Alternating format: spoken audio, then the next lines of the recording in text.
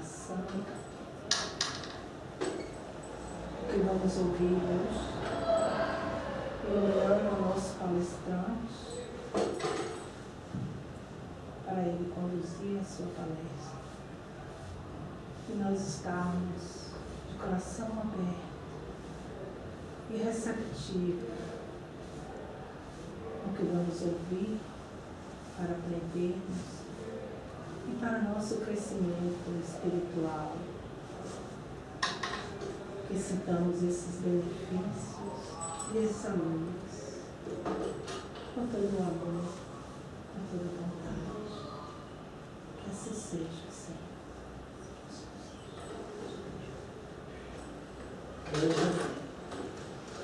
Nós temos a grata satisfação de ter conosco o Wellington Boss, que nos falará sobre as evidências científicas da existência da alma.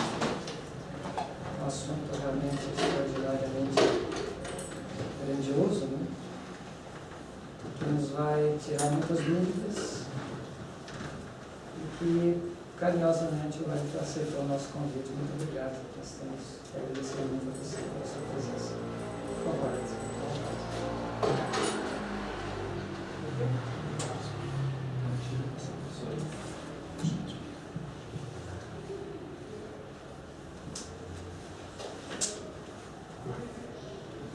Boa noite para todo mundo. Obrigado a Francisco pela oportunidade, a Gilson por me receber na sua casa e pela paciência. Bom, vou falar um pouquinho, primeiro esclarecer que faz muito tempo que eu não falo português, então se falar alguma coisa assim muito estranha, vocês falam, me avisam, tá bom? A conferência de hoje é sobre evidências científicas sobre a existência da alma. Primeiro eu queria só fazer um pequeno repasso sobre o que é a ciência e o que é o espiritismo. Não? O espiritismo divide em 3 aspectos principais: filosofia, religião e ciência. Então eu vou contar um casinho, talvez todo mundo conhece, da Isis Sinotti, que na apresentação do programa Joana de Angelis, Série Psicológica de Joana de Angelis, no primeiro capítulo, ela faz um exemplo que para mim me parece muito interessante. Mas Isis estava vendo um programa de televisão e o cientista estava tentando explicar alguma coisa que ela não entendeu muito bem o que era, mas ela entendeu o que seria os 3 aspectos, né? Então, a história é o seguinte: dentro de um quarto, o cientista colocou dentro de um cone um ratinho e soltou dentro desse quarto um gato. A gente pode imaginar o que aconteceu, verdade? O gato vai buscar o ratinho. Então o gato realmente faz isso, ele entra dentro do cone e a partir de aí ninguém vê o que está acontecendo. Então a gente pode imaginar que o gato realmente pegou o rato. Se a gente estivesse ficando aqui horas falando se o gato pegou o rato, ou se o rato pegou o gato, né? A gente estaria filosofando, a gente vai passar horas filosofando sobre esse tema. Verdade? Então, a ciência é o experimento, aquele que pode ser demonstrado e repetido várias vezes. Então, isso é um experimento científico. Se a gente passa a dedicar a falar sobre o tema, a filosofar é o aspecto filosófico. E eu pergunto, onde estaria a religião nesse caso? Alguém tem ideia? Vamos. Não briga, pode falar todo mundo. A religião está... Na Espanha a gente fala moral, porque a questão religiosa aí não é muito bem vista, né? Então, a religião ou a moral está quando qualquer coisa supera a nossa capacidade. O sublime, a gente não chega até aí, então é o aspecto da religiosidade, que faz a gente ser melhor cada dia. Nós hoje vamos ficar mais no aspecto científico, na experimentação e tal. Bom, eu já me apresentei, já me apresentaram, eu sou o Wellington Bossi e Elaine Vieira, eu tenho que falar dela porque foi uma grande parceira que a gente fez, preparou essa conferência junto, mas a história da conferência começou um pouquinho antes, eu comento para vocês terem uma ideia. O principal hoje é, na ideia a pergunta que eu trago hoje: existe vida depois da morte? Acho que aqui todo mundo já tem isso bastante claro, né? Então, trouxe o livro dos Espíritos, o livro dos Médiuns. Mas a pergunta mais interessante hoje seria: a gente já leu André Luiz, Leon Diniz, vários científicos, vários investigadores que trabalharam a questão da existência da alma, não como Allan Kardec. Mas realmente existe gente, hoje em dia, científicos, estudando a existência da alma? Alguns, não é? Então vamos comentar. Esses são alguns que eu coloquei, alguns exemplos. Eu vou falar de alguns deles, como Peter Frederick, que vai estar no congresso, médico espírita. Então toda essa ideia saiu e foi publicada na portada da revista espanhola Ano Zero, foi traduzida para Nexus e para, até onde que eu sei, 8 idiomas mais. E todas as federações estão traduzindo esse artigo científico da Elaine Vieira e Mado Martinez. Comenta um pouquinho também quem é Mado Martinez, porque a nível de espiritismo é importante a gente saber. Na Espanha o espiritismo também está em fase de crescimento, mas ainda está muito, né, começando agora, de alguma maneira. E a gente teve recentemente uma tese doutoral, a primeira tese doutoral com base no espiritismo. Então Mado Martinez, depois eu vou mostrar a foto para vocês, foi a que se doutorou em espiritismo na Espanha. Isso faz pouco menos de um ano. Então toda essa investigação que foi feita, a gente divide ela em vários aspectos diferentes. Então vamos começar um pouquinho sobre a investigação com médiums. A gente pode investigar médium? O médium, levar um médium para o laboratório para o médium, sai um pouquinho da filosofia. Mas na verdade Kardec já falou, né? Albert Einstein falava que quando a religião sem a ciência é manca. E a religião sem a ciência é coxa. Uma das primeiras científicas dessa investigação que a gente fez é Julia Brachel. Elaine e Mado entrevistaram ela e utiliza 3 métodos científicos. Então assim, vamos começar a entender um pouquinho o que seria um método científico, né? O método científico é as maneiras, né, o controle que eles têm para caracterizar como uma investigação. Então, Brachel utiliza 3 métodos principais e 2 mais que eu explico posteriormente. A investigação de prova. A gente está falando de investigação com médium, investigação que existe uma comunicação psicofônica. Brachel faz essas investigações nos Estados Unidos. A investigação de prova é se realmente o que esse espírito está manifestando é real, né? Se realmente tem sentido, se é comprovável, se pode demonstrar. A doutora Brachel afirma categoricamente que sim. A investigação do processo. A investigação do processo é a investigação durante a comunicação, né? Entre o antes e o durante tem aquela fase de a pessoa que recebeu essa comunicação conhecia o médium, teve algum contato, ele sabia com anterioridade tudo isso, né? Isso também é importante saber. E a investigação aplicada, que é um outro método também científico bastante utilizado, é se essa comunicação, o fato de que espíritos possam comunicar com o médium, isso tem importância para a sociedade? Tem uma relevância social? Então, essa é também uma das características das investigações de Brachel. Ela também utiliza um método muito interessante, e isso é um pouquinho complicado de entender, mas a gente vai conseguir. O duplo cego. Duplo a gente já pode, né, suponer que são 2 pessoas que estão envolvidas, e cego é que pessoas que não verem ou que não têm ideia do que está acontecendo.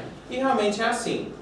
O método do duplo cego é, ela faz a investigação, manda essa investigação para outro investigador que não sabe nem do que ela está investigando, nem para que é a investigação, né? Entrega todo o material que ela tem para ser analisado. Isso para quê?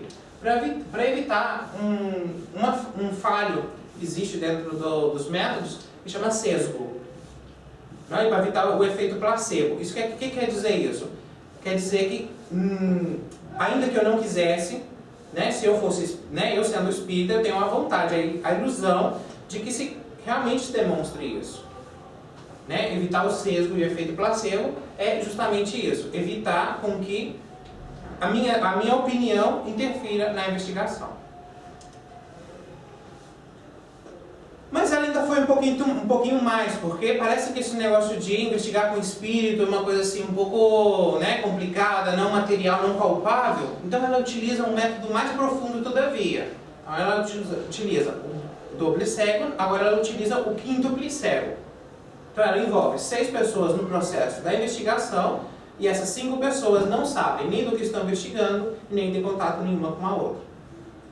Então é uma maneira de garantizar a seriedade de qualquer tipo de investigação. Vamos? Mais ou menos? Sim? Então vocês falam.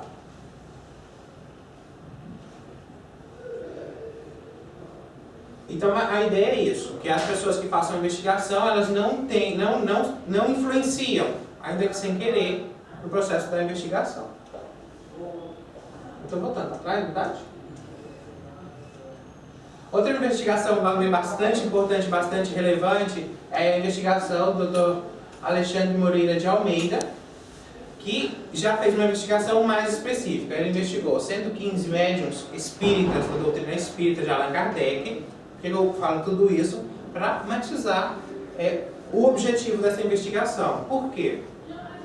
Médium todo mundo somos, né? Maior ou menor grado, Allan Kardec já deixou isso bastante claro, a gente é. E cada pessoa trabalha com as faculdades que tem da melhor maneira que puder. Mas os espíritas caracterizam por alguns aspectos, né? O trabalho constante da caridade, de não cobrar por nada que venha do mundo espiritual, né? Então foi um perfil que ele analisou para fazer essa investigação. Ele analisando 115 médiuns, a maioria desses médiuns desenvolve a mediunidade ainda quando ainda são crianças. Aí começa a aflorar a mediunidade quando são crianças. A maioria desses médiuns que trabalham na doutrina espírita, grande parte deles tem um alto nível socioeducacional. Quer dizer, são pessoas que têm um conhecimento considerável. E os médiuns que têm... isso aqui eu acho que é o mais importante de todos, né? Porque todo mundo a gente tem uma identificação, médiuns loucos, né? E essa é uma investigação muito séria aqui, na qual identifica e qualifica que os médiuns não são loucos. Eu acho que isso é muito importante, essa investigação. Então, a investigação do Dr. Alexandre Moreira de Almeida conclui que a mediunidade se desenvolve na fase da infância, que a maioria dos médiuns tem um nível socioeducacional considerável e de que a patologia, né, da loucura, os transtornos psiquiátricos não estão muito involucrados nessa questão.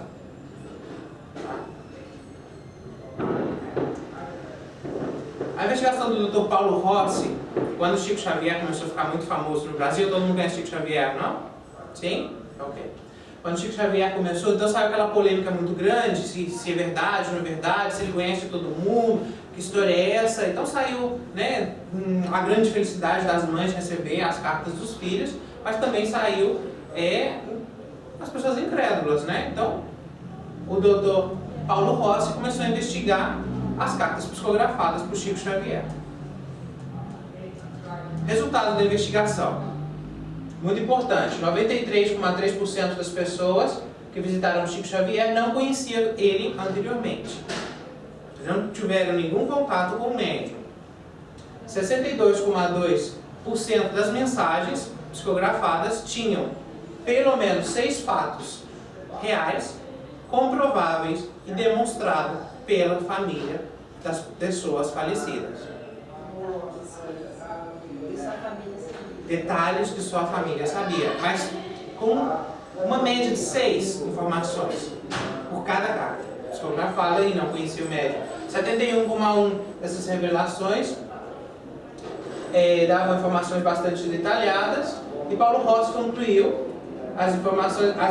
que as informações recebidas através das psicografias realmente eram oriundas de pessoas falecidas.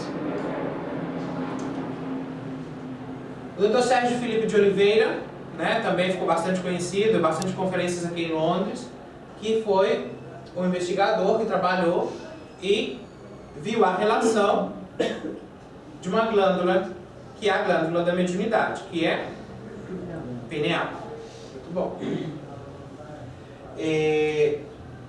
Aqui ele trouxe uma foto. Sérgio Filipe de Oliveira, o trabalho dele consiste em atender as pessoas que têm transtornos psiquiátricos, né? Então ele faz uma análise para ver se realmente é oriundo o problema do corpo físico ou se tem alguma influência espiritual. Até na data que a gente fez, que foram preparados esse artigo, já tinha analisado mais de 700 casos. Isso já tem um par de anos, pelo menos. Sérgio Filipe de Oliveira afirma que, durante a incorporação, acontecem muitas coisas no corpo físico do médium. Um aumento da adrenalina, um aumento da frequência cardíaca, aumento da pressão arterial, aumento do fluxo sanguíneo na cabeça e aumento do fluxo sanguíneo renal e um consumo de glicose, energia, que muitas vezes tem um percentual de inconsciência. Isso quer dizer que talvez o médium não lembre com exatitude o que aconteceu, principalmente de casos já sendo tratados em psiquiatria, né?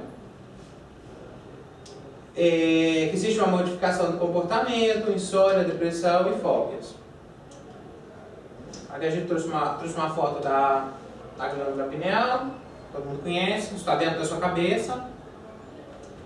É importante saber. Aí eu trouxe também uma foto que sabe o que é, os cristais de apatita, né? Quando aumenta o fluxo cerebral, ativa através da ressonância nuclear, pode ver a ressonância magnética nuclear. Ele percebeu que existia já vários pontos que se destacavam. Ele chamou esses pontos de cristais de apatitas, que está dentro da glândula pineal. Também percebeu que as pessoas que trabalham a mediunidade, que são médiums, eles têm mais cristais de apatitas que a outra pessoa que não trabalha a mediunidade.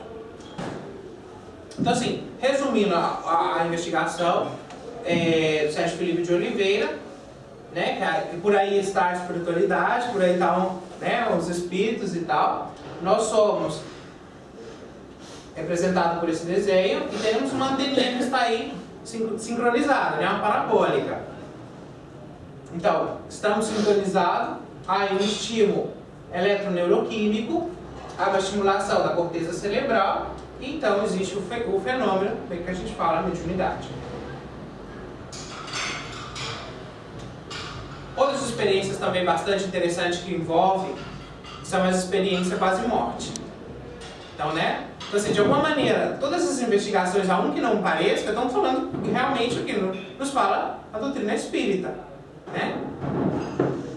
Nas experiências quase-morte, a gente tem dois científicos muito importantes, né? Peter Frender, que estará no congresso amanhã, neuropsiquiatra, e Wim van Lommel. São alguns artigos publicados por eles. Então, ó, o que é a experiência quase-morte? A experiência quase-morte é quando, por algum motivo, a pessoa sofre um acidente e realmente morre. Né? Ela morre. O que quer dizer a morte? A morte clínica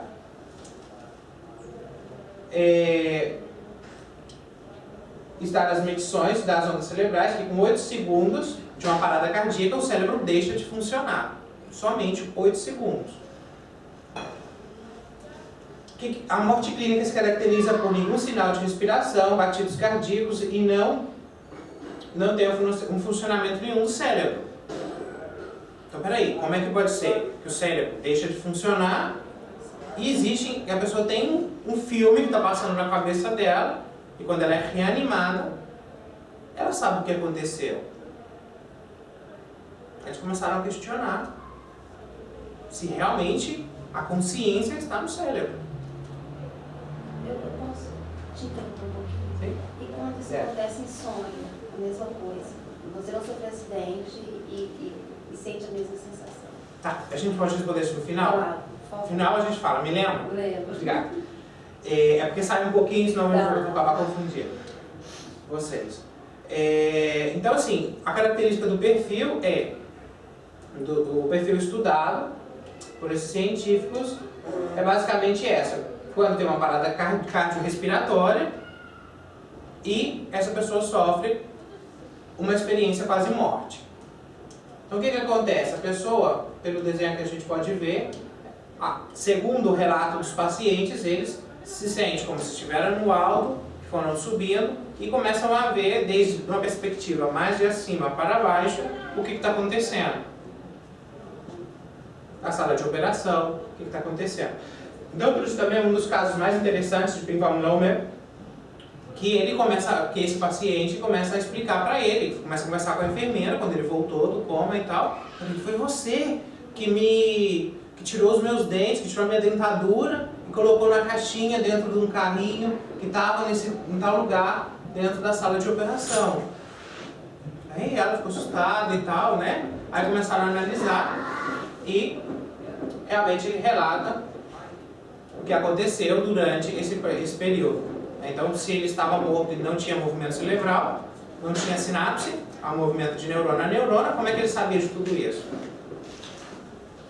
Esse é só um dos montões de casos que existem. Também temos o estudo de Jeffrey Long, que estudou 2.500 casos de experiência quase morte em todo o mundo. Eu acho que é bastante considerável um estudo de 2.500 pessoas. Vamos lá. Então, o perfil das pessoas analisadas por esses científicos é que tem um alto grau de consciência em estado de alerta. Quer dizer, a pessoa se vive de alguma maneira, a gente não sabe como, mas ela está vendo o que está acontecendo, sabe muitos detalhes. Todas as experiências fora do corpo, está bastante elevada, um grau de consciência geral. Durante essa experiência quase morte, essas pessoas geralmente relatam bastante coisas em comum, como ver pessoas que já morreram, né? Reencontrar familiares, parentes, encontrar pessoas queridas. Essas experiências também não são exclusivas de pessoas adultas, também existem casos de crianças, tá? Que passam por essas experiências, e que isso acontece também em todo o mundo. Onde que tem mais informação de experiências quase morte é nos Estados Unidos, que, segundo a última estatística que a gente olhou, existiam 8.000 casos só nos Estados Unidos. Essa mesma investigação também foi feita por Dr. Kennedy, que estuda as experiências quase mortes com pessoas cegas. Aí a coisa começa a complicar um pouquinho mais. Né? Porque se eu vejo, se eu sei te descrever exatamente o que é uma cor, o que é uma flor, o que é uma árvore, né? Eu posso imaginar. Mas se eu nunca vi nada nunca, como é que eu vou te descrever tantos detalhes? Então ele faz uma investigação bastante interessante.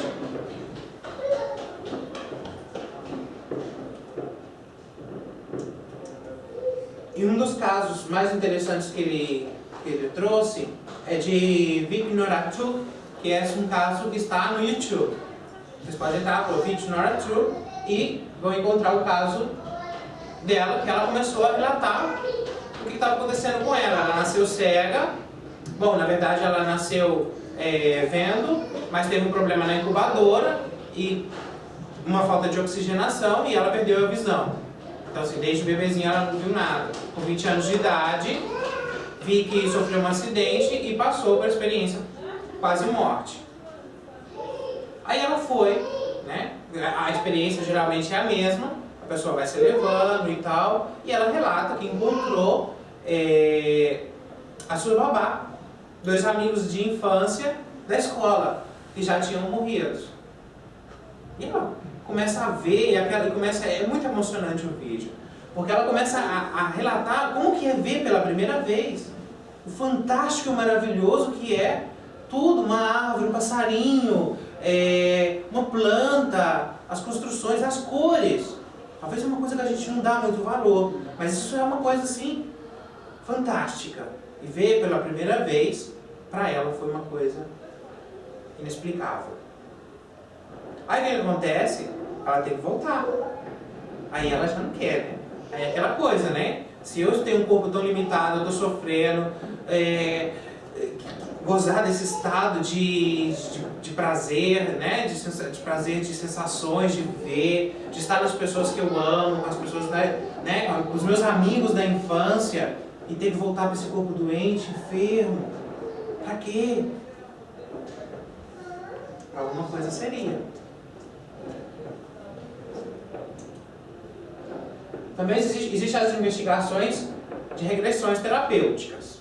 É importante falar que isso a gente não faz no centro espírita, são terapeutas profissionais que se dedicam a esta prática quando existe uma patologia, alguma doença que não consegue nenhuma explicação dentro do contexto que a gente tem. Então é uma técnica utilizada por os terapeutas, por psicólogos, psiquiatras, que é a regressão terapêutica.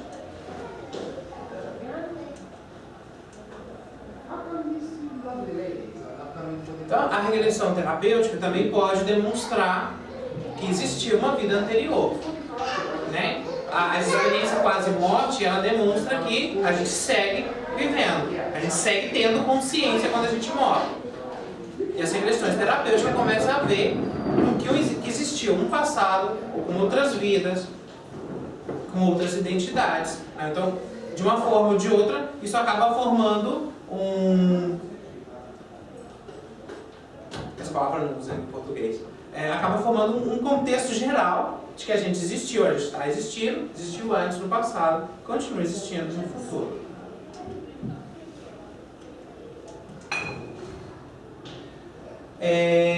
Essa investigadora analisou, também é bastante importante o estudo dela, porque ela tentou encontrar todo mundo que fez as regressões terapêuticas, né, para saber se isso realmente funciona, se realmente isso tem uma consequência social considerável. Na investigação dela, ela analisou 1000 casos desde o ano de 85 a 1992. Desses 450 pacientes que ainda podia ser encontrado 5 anos depois, quer dizer, já não encontrou todo mundo, né, que tinham participado das regressões terapêuticas. 24% dessas pessoas tinham sido livradas da doença ou do que ela sofria, né, da angústia, seja o que for. Elas já tinham livrado e afirmam ter livrado com isso e não ter sofrido com isso mais. 23% teve uma melhora significativa. 17% resultaram não ter melhora significativa. 36% não resultado em nenhuma melhora. Mas isso não significa que é um tratamento também efetivo.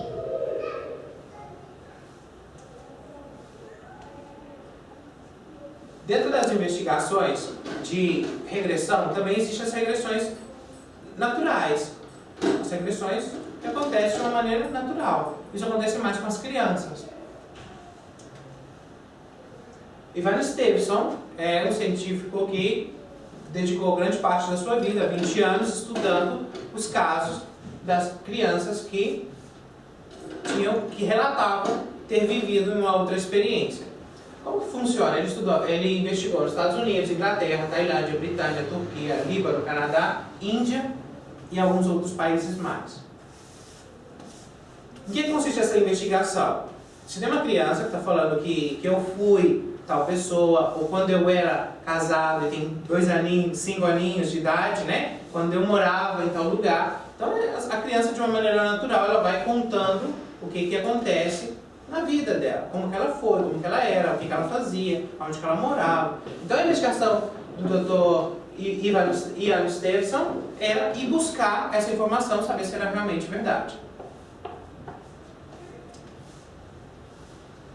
Então ele encontrava essas pessoas e a investigação dele sempre era baseada em relatos médicos. Se a criança está falando que ela morreu de tal maneira, em tal situação, ele vai verificar se realmente isso aconteceu dessa maneira com essa pessoa. Um caso também bastante interessante é de Ravi Shankar, que é um menino indiano, que nasceu com uma cicatriz no pescoço. Ele nasceu com essa cicatriz e ele falava que ele foi assassinado por um parente, né, que tinham degolado ele para ficar com a herança dele. Então ele nasce com a cicatriz e relata essa história. Ivan Esteves vai investigar as informações que deu essa criança e realmente comprova que realmente existiu essa pessoa com esse nome, com esse endereço, com essa vida e que morreu nessa situação. Jim Tucker dá continuidade às investigações de Anne Stevenson. Então, quer dizer, ainda estão investigando todos os casos de regressão natural. Você passou pesquisando mais de 40 anos, tal, eu já expliquei para vocês. Agora, isso realmente é um estudo bastante novo que eu quero comentar com vocês. Konstantin Korotkov é um russo que inventou uma máquina que detecta a energia do nosso corpo. Essa é uma imagem de um artigo publicado, um artigo científico que ele publicou, que ele fotografou de alguma maneira a alma da pessoa durante a morte. Então, eu não consigo identificar bem aonde que está o corpo e aonde que está a alma, mas a gente continua vendo, a gente vai um pouquinho entender como que funciona esse mecanismo.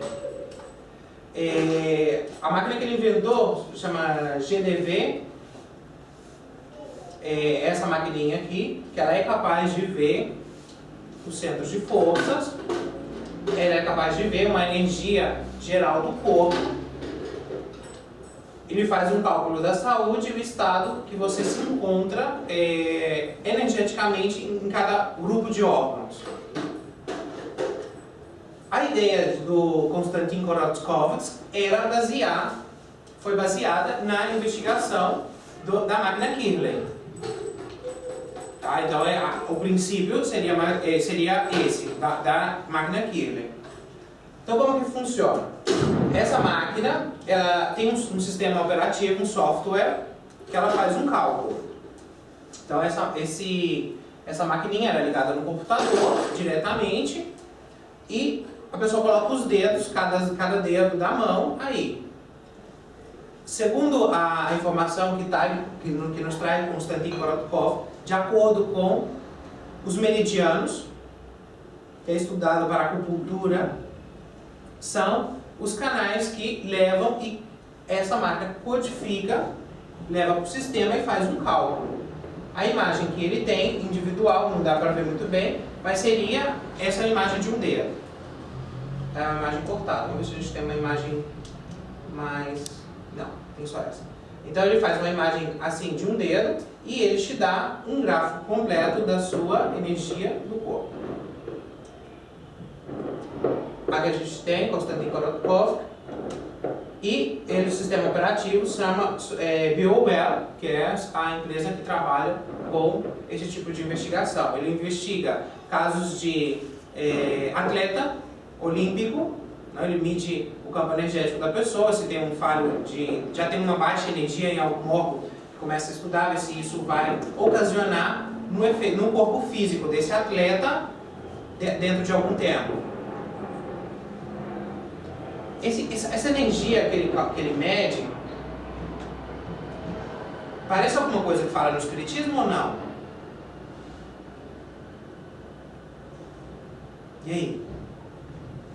Como que é a fisiologia do corpo de uma pessoa segundo Allan Kardec? Corpo físico? Não escutei. Espírito e perispírito. Mas existe também, quando a gente vai aprofundando na André Luiz, ele já habla de corpo mental, dobro etérico, né? Vamos lá. André Luiz, capítulo 2, mecanismos nos domínios da mediunidade, ele fala de um aparelho chamado psicoscópio. A gente lembra dessa história? Como é que era? André Luiz estava investigando, foi visitar um grupo mediúnico e foi ver o que estava acontecendo aí. Aí ele percebeu que um dos mentores lá utilizava um aparelho para medir a mediunidade de cada um. Agora, eu não estou falando que essa máquina seja um psicoscópio, mas caracteriza bastante bem sobre o que ele fala. Né? André Luiz fala que dentro de 100 anos, depois da publicação do livro, né, depois da psicografia, que em 100 anos depois, a Terra já podia ter tecnologia para, né, mais ou menos, dentro da história da ciência, começou junto à filosofia, era a filosofia e a religião tudo junto, houve uma separação, e agora a gente vai percebendo que existe já uma junção, né? Já se vai juntando de novo a filosofia e a religião. Elaine Vieira, que eu falei bastante sobre ela, uma científica que eu estou trabalhando com a gente no Centro Espírita, no grupo mediúnico, que descobriu essa máquina e começou a fazer umas investigações bastante interessantes. E isso é a novidade que eu trago para vocês hoje. Elaine Vieira é formada em biologia, PhD, faz investigação no campo de diabetes e obesidade. E também teve várias premiações a nível europeu, porque ela trabalhou grande parte da sua vida aqui. As investigações que ela está ainda em fase experimental, ainda está bastante inicial as investigações, ela tem a proposta de fazer 2 tipos de investigações. A primeira investigação que ela está trabalhando é com os médiuns kardecistas, de incorporação, que já trabalham com os guias. Então ela chegou no Centro Espírita aí recentemente e o próprio guia, ela falou, olha, eu sou científica tal, trabalho com isso e tal, e gostaria de fazer trabalho de pesquisa e ver se realmente existe mudanças a nível energético, biológico no corpo do médium. Aí o guia espiritual desse médium aproximou e falou, olha, eu conheço essa tecnologia, se o médium está de acordo, não tem nenhum problema. Aí foi incrível. O médium incorpora, ela faz a medição antes, o médium incorpora e o espírito começa a dar a palestra, já conhecia toda essa tecnologia. Parece ser que no mundo espiritual eles vão um pouquinho mais adiantado que a gente, né? Só um pouquinho. Já conhecia essa máquina e ela começou a medir o que acontecia durante a incorporação. Deu uns resultados bastante interessantes, ainda não pode, ela ainda não afirma que isso é uma evidência científica, porque ainda tem que estudar bastantes casos, mas isso é uma parte da investigação que mostrou uns resultados. O chakra coronário tinha 87% de alinhamento, você vê que ele não... Aqui existe um alinhamento óptimo, né, que seria essa linha pretinha, mas tudo que está dentro dessa parte mais clara está dentro de um equilíbrio. Então, segundo a interpretação do computador, você vê os seus centros de força mais ou menos equilibrado, com mais ou menos força, enfocado de um sentido ou outro, dependendo do estado de cada um. Então, essa investigação fez com que no final, esse é um antes, um durante, um depois, você já vê que aqui ele já está completamente alinhado. E aqui ele continua. O que é o interessante? Porque durante, como se já imaginava que tinha alguma mudança, porque o médium está em manifestação. Verdade? Mas o mais interessante é que depois o médium continuou com todos esses efeitos no corpo. Dentro desses efeitos, foi um equilíbrio geral dos centros de forças, um aumento de energia, tanto no estado normal como na reserva de energia, um alinhamento dos chakras, também teve um aumento do sistema imunológico. Isso aí foi para mim o mais surpreendente, né? A incorporação podia aumentar. Não sabemos se está estudando todavia, mas parece, eu já tinha certeza, mas parece que André Luiz tem razão. Então, o que essa científica nos fala e que o que essa máquina pode ver seria o dobro etérico. O dobro etérico é a capa de força, né, a energia, é a proteção, que antes de qualquer influência, qualquer pensamento, qualquer doença atingir o corpo físico, ela tem uma barreira.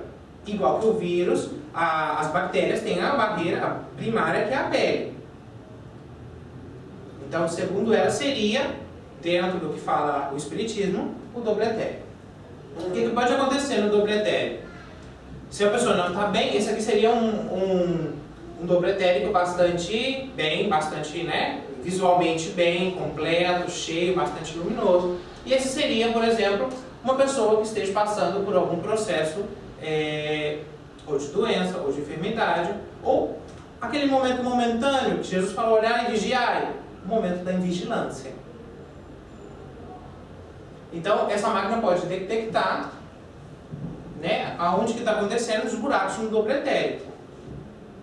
E aí é aonde que a nossa capa de proteção está aberta, que é um convite para doença, um convite para qualquer mal-estar que a gente possa sentir. Então mostra o nível de energia, mostra o estado de equilíbrio, mostra o estado de estresse da pessoa. Não me atrevo ainda a falar, mas pode ser, né? Se você vê aonde que é o chakra, o centro de força aqui, a obsessão mais ataca. Geralmente, onde que é? Tem um chakra, não tem? Qual? Quem lembra?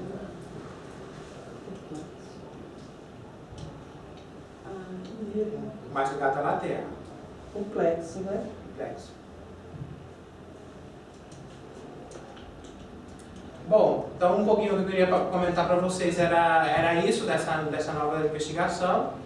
Comentar com vocês que existem muitíssimas mais investigações dentro do campo da espiritualidade, seja por um tipo de investigação, ainda que eles nem conheçam o Espiritismo, acabam demonstrando o que o Espiritismo não fala. Que existimos desde o começo e a partir de aí seguimos uma evolução eterna, hasta chegar à perfeição. Ainda falta, tem muito caminho, mas por aí vamos. Eu quero agradecer à espiritualidade. Essa é a Amado Martinez, a periodista, a jornalista que fez a tese de doutorado ano passado ou anterior, ao centro e a todos esses científicos e ao centro espiritual onde eu frequento. Vamos voltar lá àquela pergunta que você tinha me feito. Que era sobre o sonho. O momento do sonho. Vamos lá. A pessoa poder ir para, né, outra vida como se tivesse morrido, mas em sonho. Eu estou te perguntando isso, mas com ele, o que acontece? Ele vai muito. A gente me pergunta pro vizinho, né? A gente nunca acontece nada com a gente. É porque ele é mais tímido, vai falar, mas ele vai muitas vezes e conta histórias. Fala tudo. Bom, vamos lá. No caso da experiência quase morte, existe a morte clínica. No caso do sonho é uma coisa mais simples, uma coisa, né, mais natural. Né? O que acontece durante o sonho?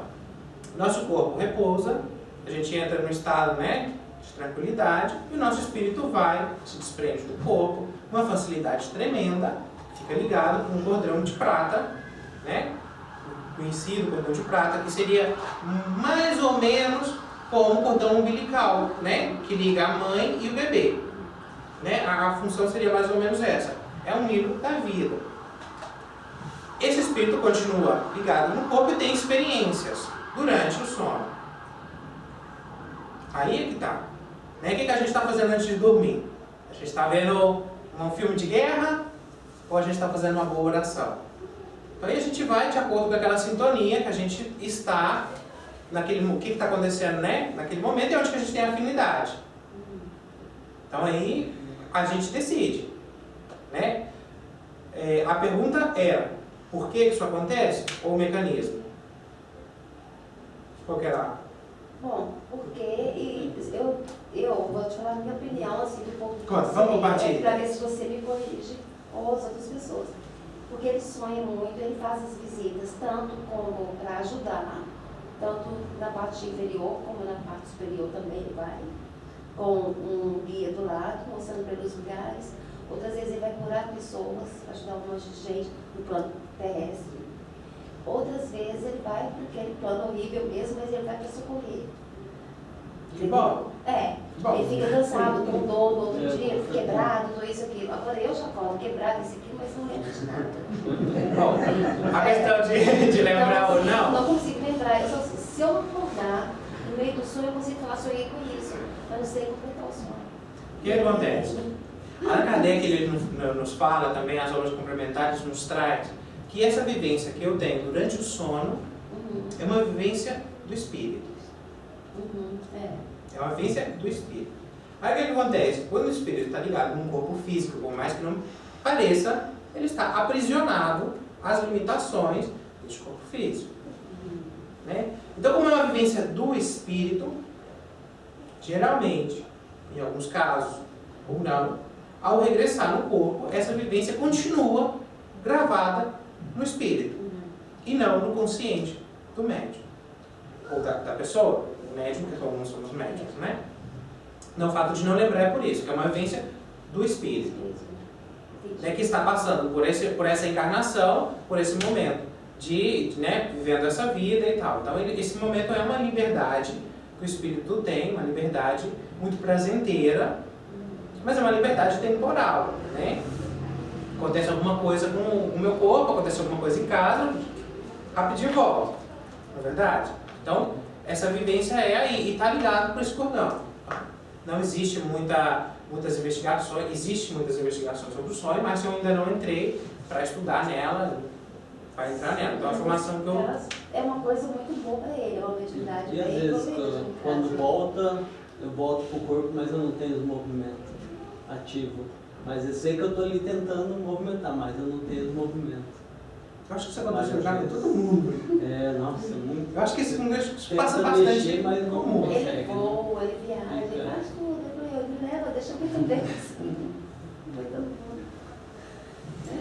Bom, é isso.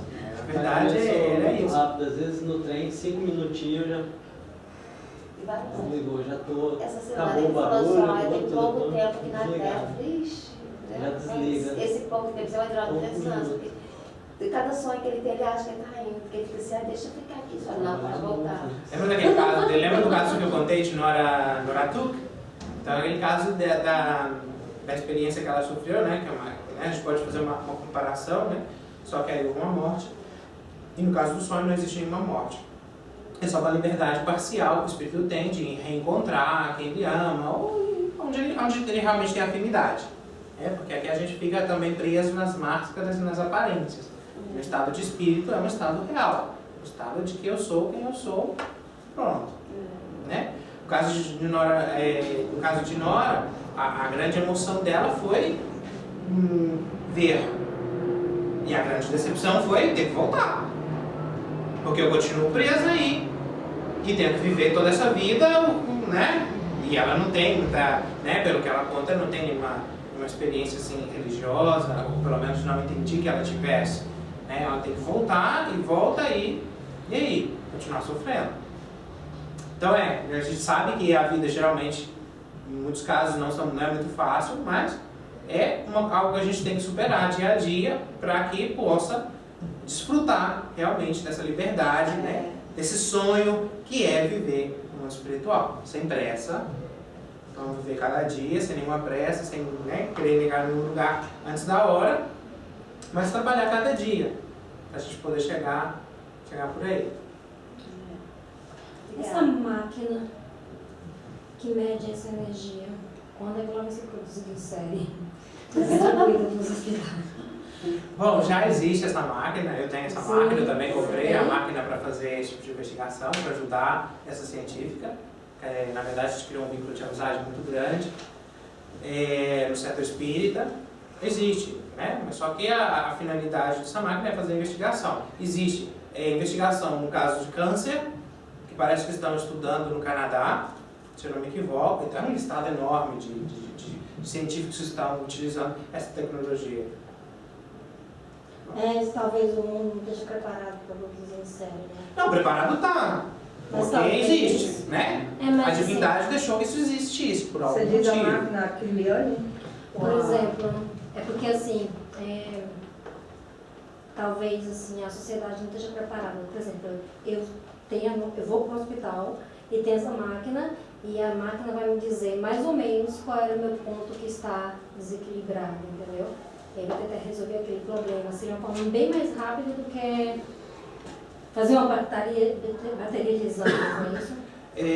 Bom, Mas aí, será se todo mundo que chegasse lá de outras religiões aceitaria esse não, tipo de... a gente está falando exatamente de ciência. É. A gente não está falando de religião. Eu sei, Né? mas Esse é um aparelho assim, que utiliza geralmente científicos, médicos, investigadores, que são pessoas completamente incrédulas. mas aí, O que pode ver é a energia. Como está o estado energético dessa pessoa. Entendeu? Mas assim, por exemplo... Mas não é um aparelho médico. Assim, não está catalogado como um aparelho médico. Não, é um aparelho que está sendo utilizado para investigação. No campo da energia. Assim como tem o aparelho de ressonância magnética. Como tem um microscópio, mais ou menos a ideia é mais ou menos aí. Né? Como a gente tem agora o microscópio eletrônico, tem até a imagem e tal. Então, mais ou menos é isso. Um aparelho que utiliza para fazer uma medição para determinada coisa e ligada com um sistema operativo. Não é médico, então não se utiliza assim, mas científicos, investigadores, sim, bastante gente, muito mais do que eu esperava, estão usando para ver o que acontece. Por exemplo, nas células, Eliane Vieira também no campo profissional está usando para medir o campo energético das células com diabetes. Né? Quando o paciente apresenta diabetes, quando não apresenta, quando apresenta, se existe um câmbio de energia aí. Também pode ser utilizado também, existem científicos que estão utilizando para investigação, por exemplo, uma semente transgênica e uma semente normal. Existe uma diferença de energia bastante considerável. Então, tudo depende aí também muito do mercado. Né? Eu acho que essa questão de religião, ela falou ali, é uma coisa assim, bastante complicada. Primeiro porque a maioria das religiões, infelizmente hoje, elas acham que a ciência é uma coisa negativa.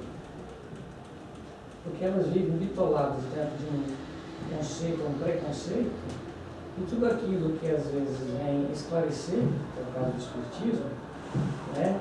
Quando Kardec coloca a ciência caminhando lado a lado com a doutrina, a gente observa, e isso eu tive várias oportunidades de conversar com pessoas da que são meus amigos, são pessoas queridas, né? Mas eles acham muitas vezes que a ciência ela é negativa, ou seja, no sentido de que ela é como se eles tivessem receio de que fosse o contrário do que está escrito na Bíblia, por exemplo. Então cria-se essa barreira. Então, no caso desse aparelho, provavelmente quem for ateu ou quem tiver uma abertura maior, né, de uma outra religião, que vai, digamos, aceitar aquilo como uma medição correta e que possa beneficiar, etc, etc, etc. Mas, com certeza, a maioria ainda, nesse aspecto da religião, vai demorar muito para aceitar esse tipo de... Bom, existe a medicina tradicional chinesa que trabalha exatamente com centros de força, trabalha com os chakras, trabalha com os meridianos, né? Então, assim, toda a filosofia oriental. E é bastante interessante também, né? Já que a gente está tão globalizado, também a gente entender outros tipos de ciências que não deixam de ser. Por exemplo, os chineses, falam português? Chineses? Os chineses. Os chineses, por exemplo, eles pagam o médico quando eles estão com saúde. Eles ficam doentes e já não pagam mais. Então o trabalho aí é completamente o contrário, faz um trabalho de prevenção.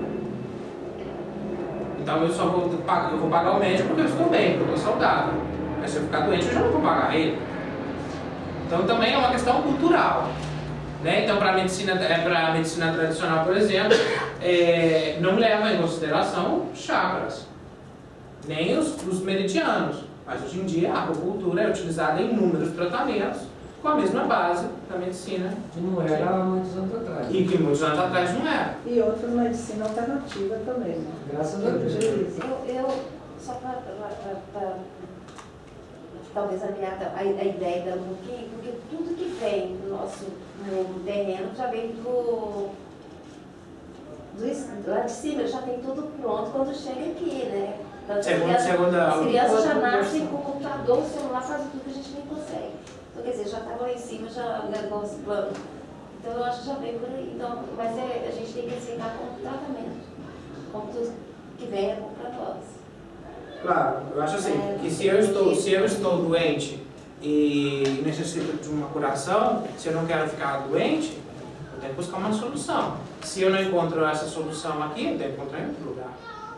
E eu também fiquei sabendo agora, acabei de chegar, e o sistema britânico de saúde, que já incluiu bastante coisas, como acupuntura, bastante coisa no sistema de saúde convencional. Isso para mim é um avanço muito grande. O healing, por exemplo. Então, bastante tipos de tratamento que não se conhecia ou que não se levava em consideração, hoje em dia estão sendo utilizados. Na Inglaterra, na Espanha, aqui do lado, todavia não se pensa de nenhuma maneira. Mas é isso aí. Pouco a pouco, à medida que a gente vai globalizando mais, conhecendo mais culturas, a gente vai chegando a uma conclusão única, né? Que Deus existe e que vamos chegar a uma perfeição. É um processo lento. É um processo lento. Eu não vi, não sei se estava escrito ali, porque tem aquela que fez também esse trabalho do Quase Morte, que é muito famosa, né? Elizabeth, eu esqueci o sobrenome dela. Elizabeth Kubler-Ross. Kubler-Ross, isso Sim. mesmo. Ela é muito famosa em relação a isso, tem vários livros. Sei. A Elizabeth Kubler-Ross investigou também bastante casos de crianças. Ela trabalhava com casos de crianças terminais, geralmente com patologias como câncer. Então ela tinha esse contato, esse último contato com as crianças e começa a relatar, escreve vários livros. Existe um livro, o que tem uma borboletinha, que agora não lembro como é que chamava. Pois esse livro traz até um CD que vai contando histórias, tem várias histórias bastante interessantes. Por exemplo, de um caso de uma tribo indígena. Um caso de uma pessoa que morreu no meio de uma estrada, era uma pessoa de origem indígena, e dentro da tribo já ficaram sabendo e tal, que essa pessoa já tinha morrido, mas momentos depois, quando foram levar a notícia, eles já sabiam, já estavam com tudo preparado. Então, assim, bastante interessante também. Eu tentei resumir, colocar, sabe, alguns pouquinhos científicos, porque senão a gente ficaria aqui até amanhã. Você falou que você tem essa máquina no centro espírita que você foi falar. Sim. Você usa essa máquina só para o aspecto científico ou você usa já com fins terapêuticos para curar os pontos que estão enfraquecidos? Dentro de uma investigação, que inclusive eu não comentei muito, que é a investigação com os passes. Justamente. Então deixa eu achar uma... A terapêutica é o passe. Né? A terapia espírita é o passe, a água magnetizada, é a oração, é a posição de mãos, tudo mais. No caso da investigação, eu explico um pouquinho para vocês. No caso da investigação dos passes, como que utiliza essa máquina? Para medir o estado energético, medir o dobro etérico, o centro de força do paciente. A gente mede do paciente antes dele entrar na câmara de passe e depois que ele sair da câmara de passe. Então o próprio sistema ele junta todos os gráficos, coloca um em cima do outro e fala, olha, daquele momento a esse momento mudou isso. Deixa eu achar uma imagem. Aquele gráfico. Aí é mais fácil de eu explicar para vocês visualizarem. Também no finalzinho. Então ele te dá vários gráficos. Vamos voltar nisso. Por exemplo, esse é o estado da pessoa antes de entrar na câmara do passe. Geralmente não é assim, tá? Não é um alinhamento tão perfeito, não. Em todo caso, algum passista. Mas, geralmente, as pessoas que estão em tratamento, ela está fazendo um tratamento espiritual porque existe realmente aí uma deficiência, uma obsessão, alguma coisa que está impedindo que essa pessoa tenha um equilíbrio de uma forma geral. Então, mede antes. Então, o que mede? A pessoa vai lá, coloca o dedinho na máquina, são de 2 a 4 segundos por cada dedo. Toda a prova dura 1 minuto. Uma prova não invasiva. Chegou, colocou, a mesma coisa, tem que ficar sentada no centro, né? Uma preparação e tal. Chegou, colocou os dedinhos lá, fez o primeiro relatório. Isso é o que a gente faz na investigação com os passos. Faz o primeiro relatório, a pessoa entra tomar um passe, volta de novo, mede de novo. O que acontece? Geralmente, esses chakras estão para lá, para cá, para lá, para cá, para lá, para cá. Tem outra pastinha, você pode olhar para mim, por favor? Uma pastinha que põe assim, não é que põe resultados, é que põe casos, sabe? Na pastinha, sabe a pastinha geral que eu fiz? Aí eu mostro para eles 3 casos muito interessantes, rapidinho. Tá um pouco slides, né? Não, tá fora dos slides, tá na pasta. Sim. Bom, eu trouxe 3 casos assim, só para a gente ter uma ideia. Enquanto ele acha, eu continuo explicando. A gente mede também a do passista. Quer dizer, como mínimo, tem que ter 90% de energia e de equilíbrio para aplicar um passe. Por que a gente considera que é o mínimo? Porque a gente também sabe que é um passe geralmente misto, né? A espiritualidade, com a ajuda do médium, que aplica esse passe. Mas também não vamos dar tanto trabalho para eles, vamos nos preparar, fazer um trabalho de consciência para ser bons terapeutas, né? Então, mede London. Essa? Buracos no dobretério. Mostra esse primeiro. Assim, isso. Então, esse é o resultado. Baixa. Eu passo por aqui. Ficou muito grande. Então, por exemplo, no caso de um paciente que a gente vai medir, ele tem provavelmente esses buracos no dobretério. Tá? Ele tem essa deficiência energética. Essa capa de proteção, que é o dobretério, que o André Luiz nos fala muito do dobretério, tem até alguns buracos. Então, a intenção é que depois desse passe, essa pessoa não tenha tantos buracos ou tenha aí alguma proteção maior, né? Porque é o objetivo do passe. Então, aqui, por exemplo, mostra, um dos gráficos que mostra o estado de saúde. Sim, esse é o estado aquele era o estado de saúde. Então, tudo que está nesse arco aqui, tudo que está próximo do vermelho é alerta. Cuidado. Ou é uma doença que já está para vir, ou é uma doença que está aí no perispírito já quase materializando. Cuidado, vamos olhar. Vamos olhar isso com carinho. Na parte laranjada é uma parte que, atenção, a parte verde é uma parte ótima. Então, como é um paciente que está em fase de tratamento, ele está entre o cuidado ou a doença. Ó, por exemplo, se a gente analisar, por exemplo, nesse caso aqui, no colo ascendente e em alguma glândula aqui ele tem. Alguma coisa assim que ele tem que olhar já. Antes que isso se materialize. Então, isso é sempre o estado de alerta para físico, né? Sim. E se estuda também para a parte psíquica, emocional e tal? Sim, ou essa própria energia já não, existe um filtro que você coloca um filtro na lente, e esse filtro é um plásticozinho, você coloca esse filtro aí e ele te tira a parte só emocional à parte. Bom, então nesse caso, como é uma pessoa que não está bem, tem um nível de estresse, ó, o nível normal está aqui, entre 2 e 3. E aqui é o nível de estresse. Já passou o nível de ansiedade, já está na metade do nível de estresse e aumentando e cuidado. Cuidado. O estado de energia normal está aqui normal, mas já está, né, bastante complicada a coisa.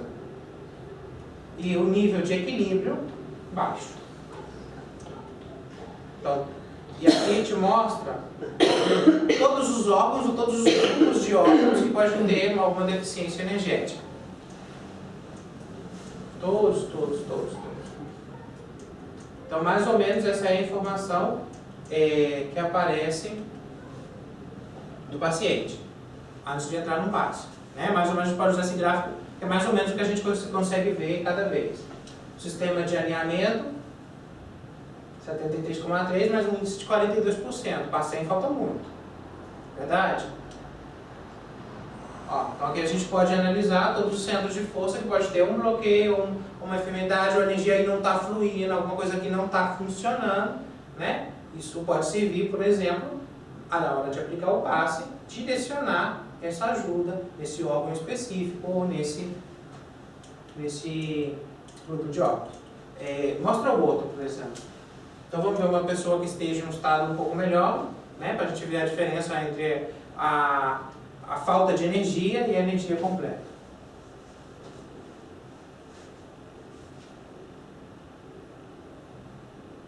É uma máquina, pode dar erro.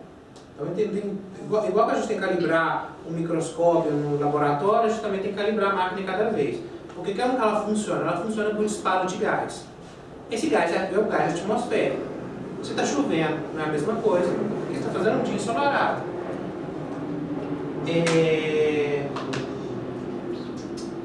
Passe estável.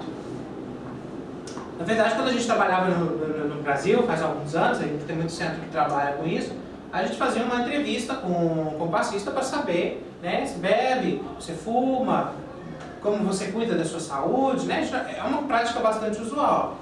Isso é só uma maneira também de demonstrar o estado de saúde. Tudo é válido. Ó, esse é de um passista que considerou que está apto.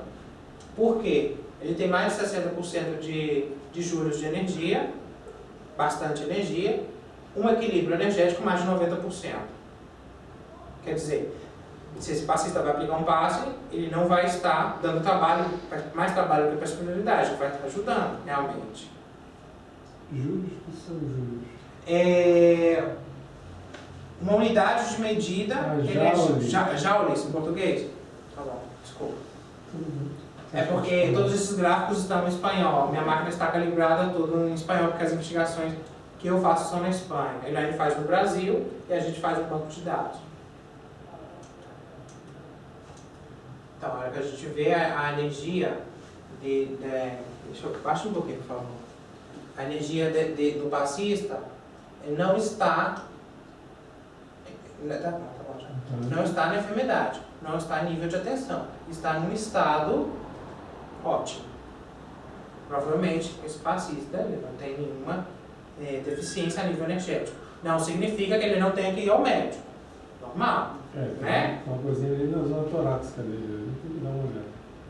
Não, na verdade não está entrando. Aonde? Embaixo. Não, isso não. Vou te mostrar, por exemplo. Olha, esse é o estado de reserva. Só um pouquinho, vai me ajudar. Esse é o estado de reserva de energia. Quer dizer, toda a energia que ele tem aí disponível no caso que ele tenha algum problema. Olha só, já está exuberante de energia. Então, isso é a reserva energética que a máquina detecta. Mas não significa que de repente ele está longe assim, mas por razões externas, daqui 2, 3 dias ele não esteja mais. Exatamente, o que fala do espiritismo? Se você vem, toma um passe, vem aqueles passe, né? Vem, recebe um passe, vai ali fora, já tem um mau pensamento, já deixou o trabalho para perder. Não é assim? O passista também não. O passista também, não existe privilégios. Então a ideia é de ver o estado de todos. Vigiar sempre, orar e vigiar. Essa atividade do que chega para receber o passe, né? Exatamente. Mas se você trabalha com uma carga boa, quando às vezes acontece alguma coisa, talvez você fique com a... Não decai tanto, não. Bom, eu te falo... Coloca para mim, por favor... Atenção fraterna. Isso é um caso considerado erro. Né? A científica falou que isso está errado. Não sei. Né? O processo de investigação tem que analisar e provando. Se eu venho, então recebo o passe, e vou ali, tem uma briga, ou chego aqui, com raiva, tomo o passe, não vai ter muito efeito. O mecanismo é o mesmo. Isso só tem uma demonstração um pouquinho mais específica do nível energético. Resultado importante. A gente faz uma investigação porque a gente busca um resultado. Aonde que está direcionando o resultado? A efetividade do passo. Nem mais nem menos. Um dia, fazendo atenção fraterna, eu falei assim, já que eu vou fazer da paciente, isso não é fácil de mim. Aconteceu uma coisa bastante interessante. Ó, esse é o nível de energia, tal, não vê nenhum buraco, não vê nada. Alguma coisa estava acontecendo, o hemisfério esquerdo e o direito não estava bastante igualado, aqui está, né? Tem uma diferença aí. Vamos lá. O nível de energia. Sobe um pouquinho, por favor. Obrigado. Olha só, reserva de energia. De quem fazia atenção. Parece que tem uma diferença direito e esquerdo aqui, esses hemisférios. Tem alguma coisa que está estranho. A máquina detecta um nível de ansiedade. Não muito alto, mas ela detecta. Energia normal, de repente um baixo equilíbrio energético.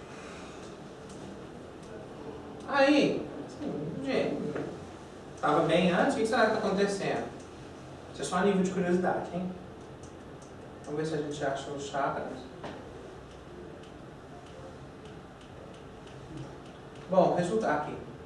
Resultado. De repente, entre o que fazia atenção fraterna e o paciente, parece que houve uma dispersão de energia em direção à pessoa que estava recebendo atenção fraterna.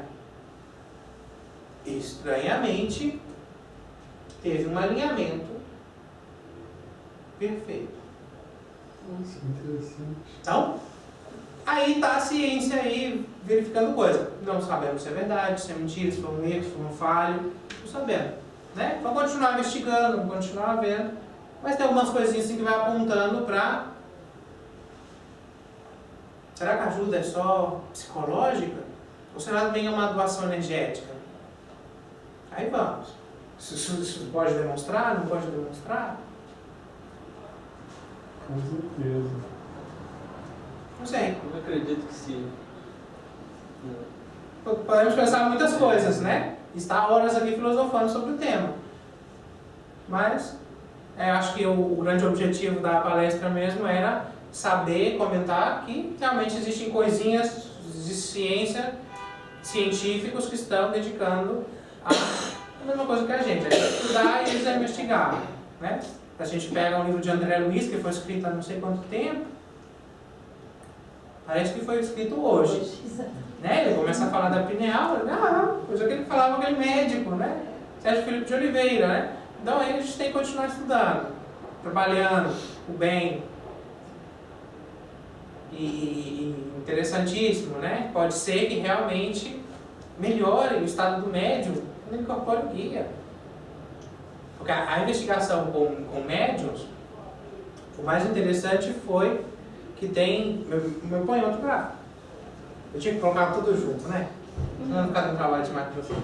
Temos 5 minutos, tá? Tá, já. Rapidinho, agora eu termino. Então ele mediu, no caso do médium, e mandou os resultados dessa investigação. Que não é nenhuma evidência, resultados, ótimo. Não é nenhuma evidência, todavia, tem que ser analisado muitos médiums, mas teve bastante coisa que aumentou. Vou falar rapidinho, porque é bastante coisa. Bastante mudança. Olha, o que está em branco no gráfico está representado pelo antes, o que está em vermelho durante a manifestação mediúnica, e o que está em laranjado está representado o estado depois da incorporação mediúnica. O que a gente destaca? O estado basal, o estado inicial do médium, é o branco. Durante a manifestação, ele teve um aumento de energia em todos os chakras, no terno, esplênico, cardíaco, laríngeo, frontal, coronário, todo teve um aumento. O interessante é que depois da manifestação mediúnica, se voltou a medir, ou estava igual de equilibrado durante a incorporação mediúnica, ou muito mais elevada. Em nenhum momento ele voltou ao estado normal dele. Então foi o que eu perguntei para a científica. Quanto tempo que dura isso? Não sabemos. Temos que investigar. Mas só de já ter uma ideia de que realmente é beneficioso para o sistema imune, é beneficioso para o corpo, e toda essa energia não muda, no sentido, não volta ao estado que eu estava antes da incorporação, quer dizer que é uma melhora considerável no estado físico, fisiológico e energético do médico. Você reparou que o único que estava abaixo, todos estavam estáveis durante a mente. O único é o laríngeo, que é o chakra da psicofonia, que a energia estava mais baixa. Vamos lá. Olha só, esse é o Durante a manifestação, não. Vamos chegar lá. Tem um gráfico só explicando isso. Esse é o estado do médium. Ele tinha um alinhamento de 87% do coronário. É aquele mesmo gráfico que eu ensinei antes. Tá? E tem de 99%, tanto durante a manifestação como depois. Olha só, esse aqui também é um outro gráfico que mostra que o alinhamento chegou durante e depois a quase 100% de equilíbrio. Vamos parar para tudo, que em 5 minutos é muito pouquinha coisa. Olha, nesse gráfico você vai ver, esse é o estado de saúde do paciente. Você vê que o gráfico que está representado em verde, em azul, eles estão bastante movidos, não estão estáticos. E aqui ele já parece bastante mais redondeado. Tinha que fazer uma análise de órgão por órgão, de grupo por grupo, para saber órgão, né? Vamos lá. Então, durante o trânsito mediúnico, aumentou a energia nos olhos, na região da garganta, do córtex central, normalizou os maxilares e dentes. A gente já vai entrando aqui na parte da psicofonia, maxilar, dente. A energia do córtex central foi normalizada após o trânsito. E a energia da região da garganta foi exacerbada. Olha lá os gráficos como é que estão. Sempre subindo. O trânsito mediúnico aumentou a energia do sistema cardiovascular, mas não aumentou a energia do coração. Interessante, né? O coração do médico continua igual. Parece que o Espiritismo fala da reforma moral, da reforma íntima, né? Não adianta só incorporar, não, tem que trabalhar. Vamos lá, galera. A energia dos olhos, da garganta, costas. Eu estou voltando de novo. Vamos lá. O trânsito mediúnico aumentou a energia do médium de 60 joules, como que fala? Joules em português. Tá bom. 60, considerado um campo energético muito forte, e normalizou e equilibrou o nível de estresse. Vamos lá, esse é o estado de saúde, a gente já tinha comentado. Eu quero um aparelho Chakras. desse. Hã? Eu quero um aparelho desse. A medição de energia. Então aqui é a conclusão desse caso específico. Então cada vez que faz a medição de um caso, faz todos os gráficos, todas as medições, todas as recuperações, segue todos os métodos científicos para dentro da investigação, segue todos os métodos, os protocolos de utilização desse sistema, da máquina, que tem várias coisas que tem que ser analisadas, uma máquina que tem que ser calibrada, igual que um aparelho médico tradicional, tem que a energia, a água, a gente já está cansado de saber para a gente tomar água magnetizada no centro espírita, né? A água influencia. Se a pessoa lavar a mão, está aí um momento de transição energética, não dá para detectar nada, é uma confusão energética. Né? Então, existe várias coisas. A conclusão mais interessante desse caso específico é que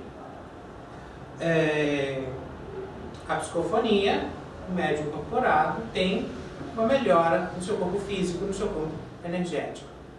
Aumentou, neste caso específico, o sistema imunológico, que é as defesas do corpo. Até isso aumentou. Outro detalhe bastante interessante, que ele não volta ao estado normal alguns momentos depois da manifestação. Isso fica impregnado, ele já não está incorporado e fica impregnado com toda essa energia. Bom, uns detalhezinhos que a gente está estudando e eu tinha vontade de compartilhar com vocês. Pois não. Isso aí é um curso assim, da gente ir pra aula todo dia. Bom, deixamos para os científicos fazerem ciência, porque é complicado. A gente perguntou no último Congresso Nacional a Carlos Campetti, ele esclareceu para a gente que ciência só pode fazer científicos, né? Mais boa vontade a gente tem. A gente pode ser duas coisas: ou um científico, ou um objeto da investigação, né? Para ter uma maquininha dessa, qualquer um pode ter uma calculadora, um microscópio em casa, né? Mas a gente vai saber usar, a gente vai saber seguir todo esse padrão, Saber os resultados. saber os resultados. Existe um nome aí de trás, um estudo, um mestrado, um doutorado, um pós-doutorado, que respalda a seriedade desse científico, né?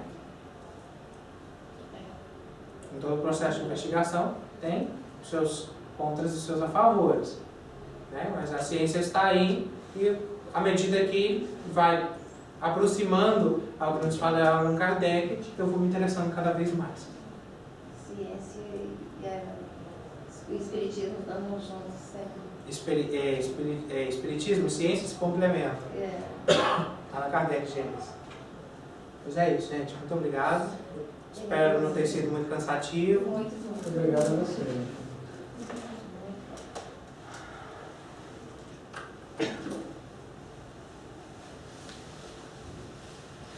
Que calor.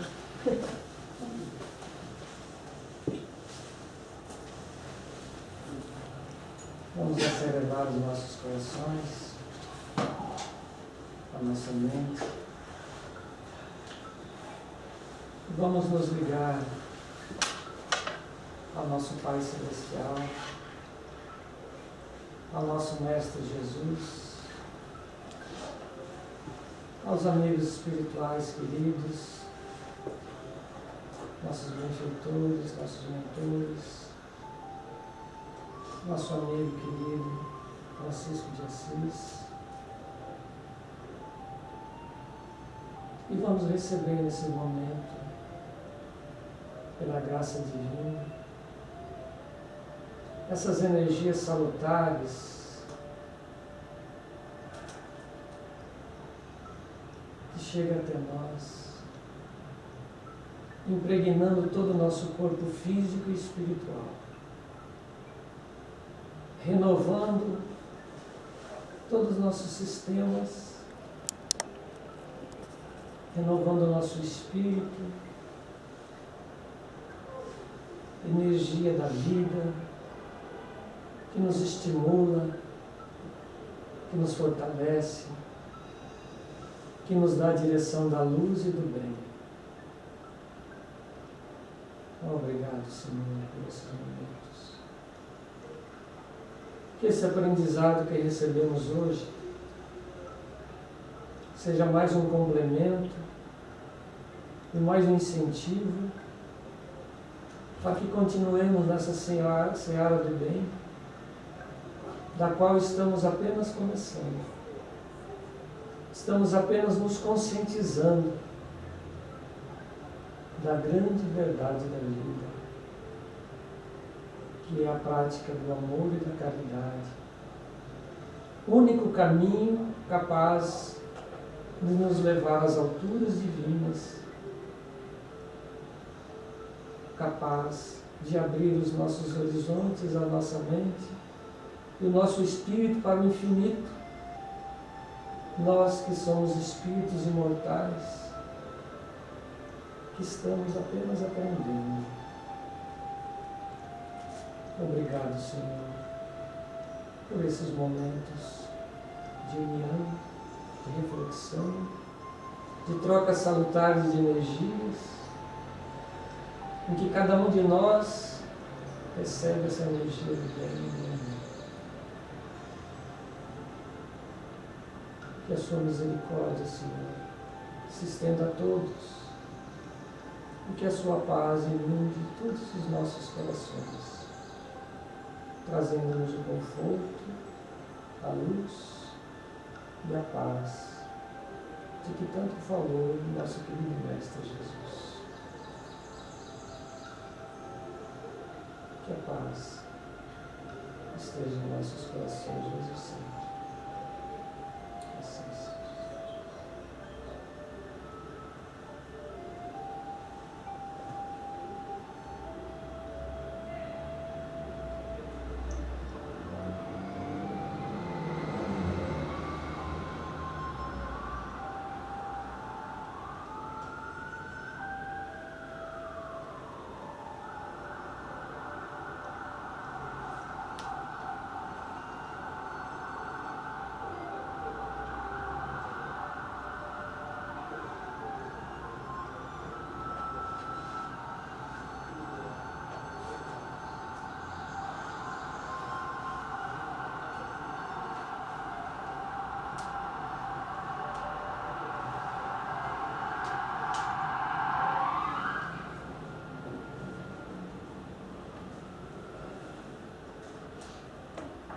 Tendo em vista que o nosso tempo está curto, né?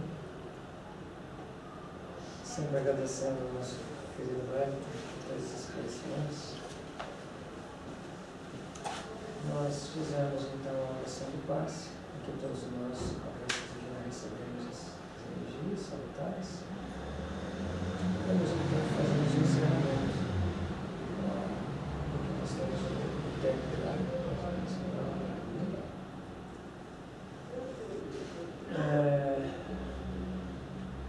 Amanhã, sábado, 1º de novembro, domingo, está no cartaz, nós temos então um congresso de medicina e espiritualidade.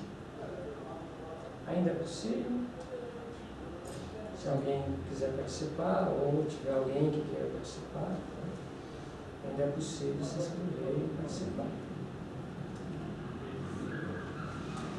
Nós teremos também o Ricardo Melo, nós já falamos na sexta-feira passada, né? Eu também estava aqui, que é um médium de cura no Brasil.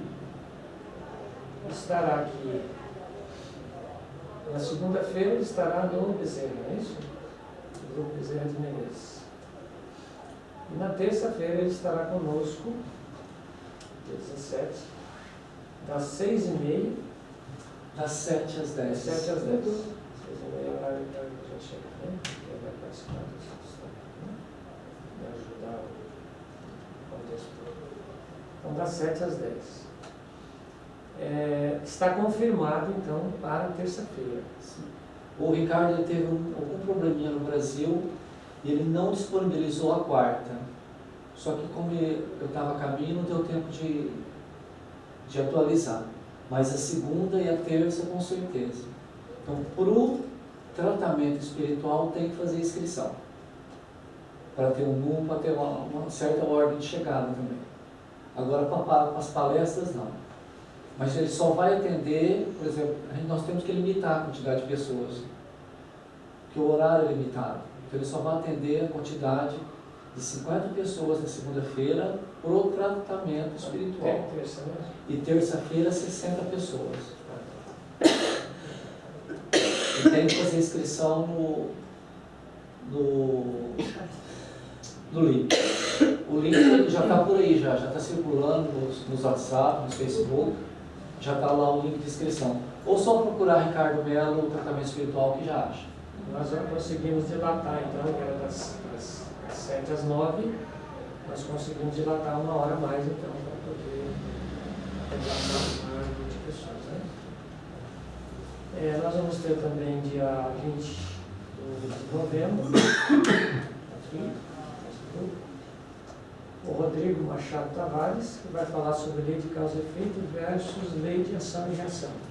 Um assunto muito interessante também, um grande aprendizado, né? Porque, como a gente fala, é fundamental a nossa reforma íntima, o nosso aspecto de evolução moral. Esse é o fundamento. Porque não adianta a gente conhecer tudo e não ter esse desenvolvimento do trabalho da reforma íntima. Mas a questão filosófica e científica é muito importante para que a gente possa entender e trabalhar, inclusive, essa reforma íntima. Então, são assuntos muito interessantes para a gente raciocinar, questionar, às vezes não concorda, não tem problema nenhum, né? Mas não concorda, mas vai buscar, não é simplesmente não concordar, é buscar as informações para se fazer. O Kardec sempre disse isso. A gente não é obrigado a aceitar tudo, não, nem deve. Mas quando você aceitar, você aceite por convicção, né?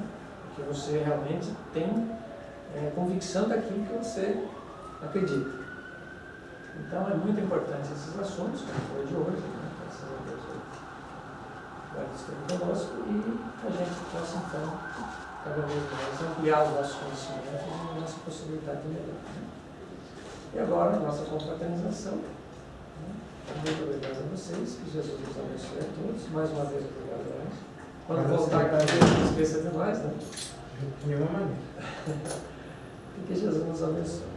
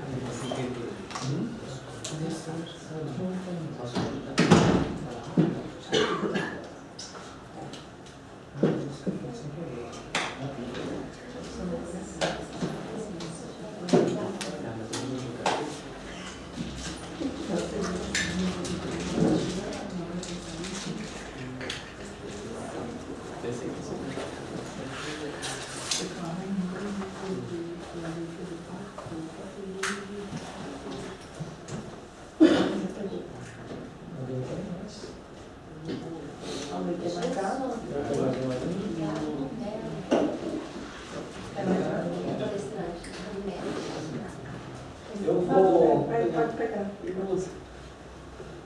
essa palestra dele é muito interessante, está me chamando muita atenção. Porque as bolas de sonhos, sonho é bom que está fazendo, ajudando. Então, ele sonhou, está ajudando a cura mesmo, de não sei se é algo. Qual que é o seu telefone que a gente passa o link agora? Tá. Esse é o 79.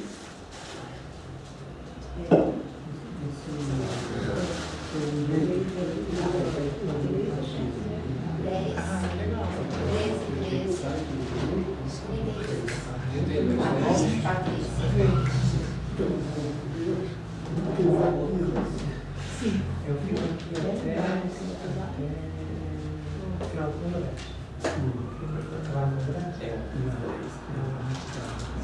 Você vai ficar esses 2 dias com ela, Vai ser Mais confortável.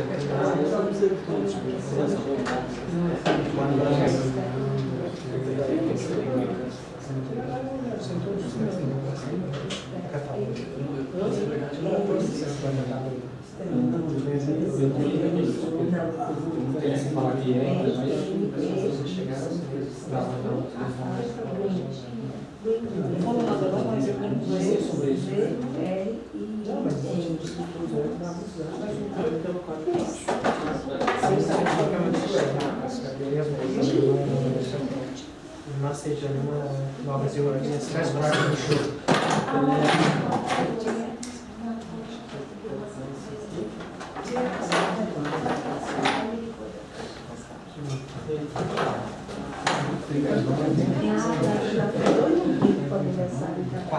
Patrícia, está lá.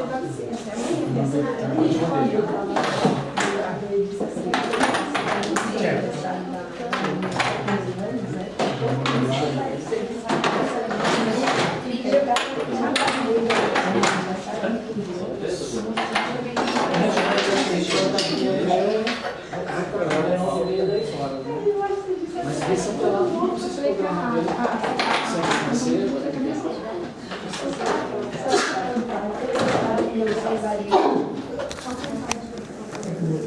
Nós temos que recolocar eu devolvo assim, eu falar no lugar onde eu peguei.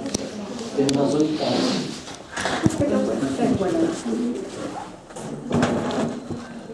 Mas vocês têm que se aprender um pouquinho mais tarde. Lá no Brasil a gente é bem diferente, né? Acho que é muito tempo. Você jogou coquinho fora ou disse que você jogou coquinho de água fora? Não, joguei o copo vazio. Os vazios, aqueles que já tinham sido usados. Você jogou fora e você quis se lavasse e Não lembro inteiro. Desculpa, eu sou péssimo para nomes. Eu ponho. Quer que eu ponha? Bossi. Com G, Bossi? Qual que é mais fácil para você? O Wellington Bossi. W Boss, melhor, né? Não sei apagar, eu vou escrever.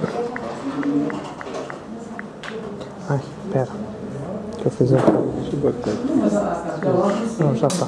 Para esse dia, você... Mais. Como que põe o mais? Põe o mais. Melhor fazer. Tem que apertar alguma coisa para apertar O ele. telefone, sei lá onde é que você vai colocar isso. Não, cancelar tudo. Começar do zero. É o Wellington com 2 L's? Sim, dois. Tá só W Boss. Também, pode ser. Mais. 34. Acho que tem que colocar o mais antes, senão não dá. Precisa não? 680 554 271. É isso. 271? Isso. Ah, não sou criminal.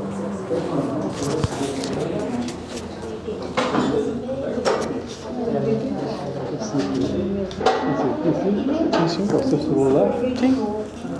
Tem olha aqui, você tem o WhatsApp para enviar uma mensagem. Qual é o seu nome? Eu tenho conta de você ter spam. Entendeu? Não, de spam mesmo. Qual é o seu nome? Marcelo. Ótimo. Muito bom, muito interessante a palestra. Ah, obrigado. Tava com muito medo de vir. Com muito medo. É que vocês estudam muito. Falaram isso. Estava muito medo. O que é que eu vou falar?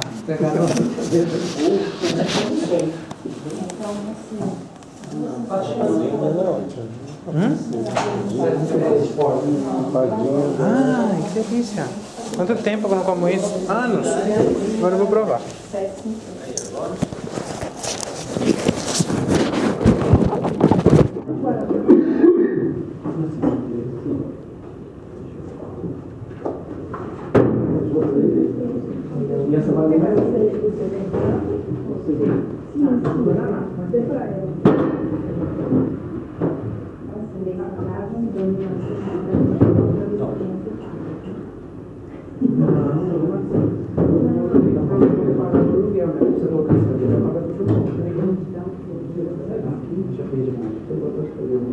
Não precisa.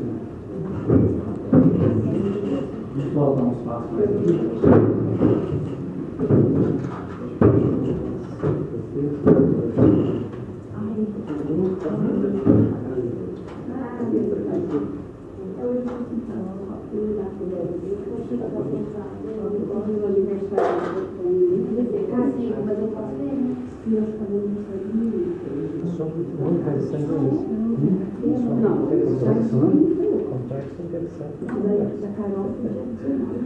Eu, na verdade, eu sempre me questionei muito assim, sobre as pesquisas, porque se você pegar a época do Kardec, ele um pouco depois, quer dizer, a agenda está cheia de... É isso que está acontecendo. É isso que está acontecendo. O congresso, eu falo para ela, esse congresso, que faz medicina experimental, não é um congresso religioso. Não é para fazer uma oração de abertura, uma oração de encerramento, para todo mundo concentrar em Jesus. Não é. Quem faz isso é os espíritos. Mas esse congresso não é isso. Esse congresso é justamente para ver essas pesquisas. Basicamente, todos os envolvidos são espíritos. Mas eles, nem nos lares deles fala de Jesus. Você fala André Luiz, você fala Café. Mas em Jesus não fala. Porque não é isso. Fazendo assim dá a conotação religiosa. Sim. Se começar a fazer muita oração de abertura, vamos concentrar em Jesus, perde o valor científico. A hora que poder junto, conectar os dois, é isso? No momento, a ciência poder falar assim, essa pessoa constatou em Jesus e melhorou. Aí não. É isso que os congressos fazem. É esse o papel dos congressos. O pessoal que está fazendo congresso por aí, eles estão fazendo na França, fazendo na Itália, fazendo na Holanda, fazendo aqui. O trabalho é grande. Porque o espírito em si não interessa não essa parte. É chata. Né? Quer vir tomar o passo dele, está escolhendo. Você lembra disso? Isso aqui são os filósofos. Geralmente é com as pessoas que têm um grau de escolaridade mais elevado. Tem pessoas que têm grau de escolaridade não, mas lá não consegue sair do evangelho. E são as coisas que vai pegar no seu isso tudo tem hora, né? Não deixa de fazer o trabalhinho dela. Mas se a gente quiser divulgar o espiritismo mesmo, não, aqui não é religioso, não adianta querer fazer CD de Rogério Lara, não é. Não, os caras sabem, os caras falam, vai estar, os caras falavam assim, é mais uma religião, tem tantas. Mais uma. Então, só que a gente tem a vantagem de a gente ter um fator científico, que comprova as coisas cientificamente. Que atrai, né? O Charles mesmo, foi discutindo através da parte mais científica. Quando fala mesmo, participando de congresso, faz palestra, não se escapa a parte religiosa. Ele faz atendimento no consultório dele, ele faz atendimento usando as mesmas técnicas de desobsessão, que ele trata o consciente e o espírito. Ele está tratando ali psicologicamente o paciente e o paciente nem sabe. Mas ele sabe.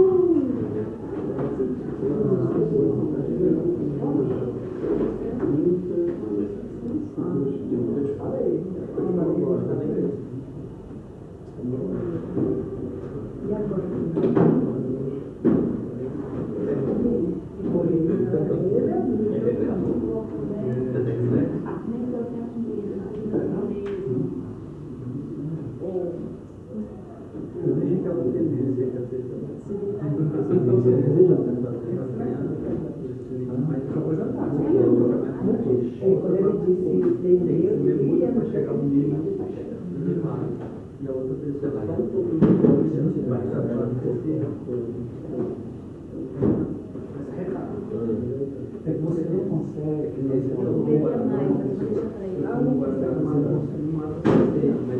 você faz o conteúdo da fora, não querendo ser bom.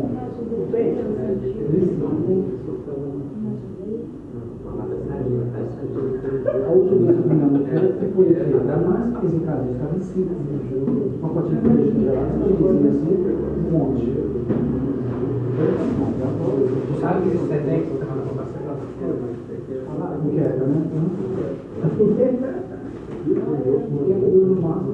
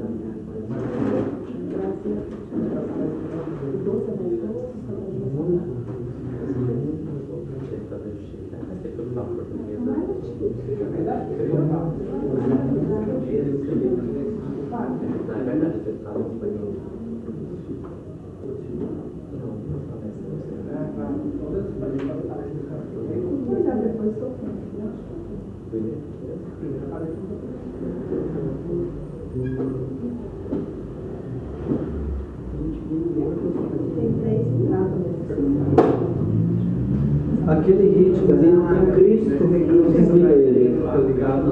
Ele é permanente.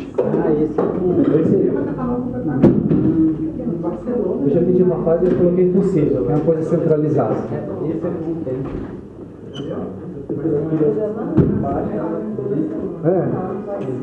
Mas toda vez ele tá ligado.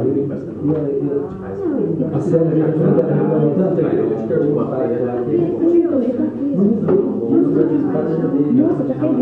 tá se chamando, eu faço filho, não quero. Ele já diz, não quero. Eu não quero. Ele já fez, pode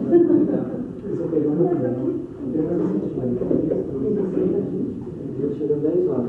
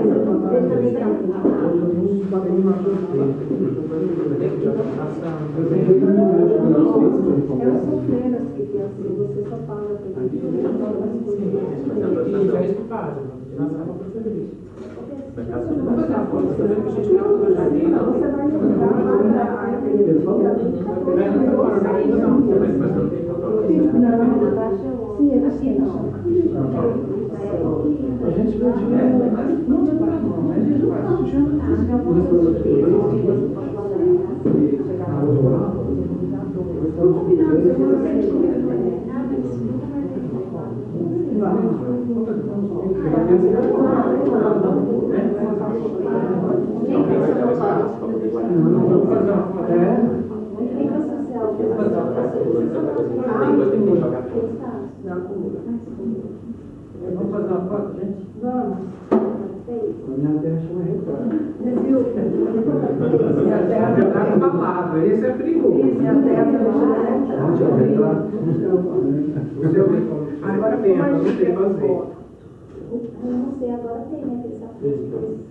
Tem, aqui vai dentro das caixas lá. Aqui vai lá.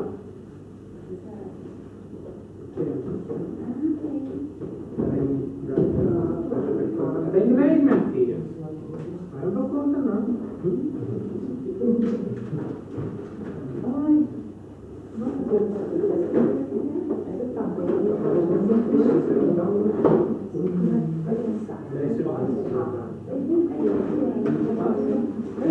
Gente, ó, Zé Coenda, vamos tirar foto.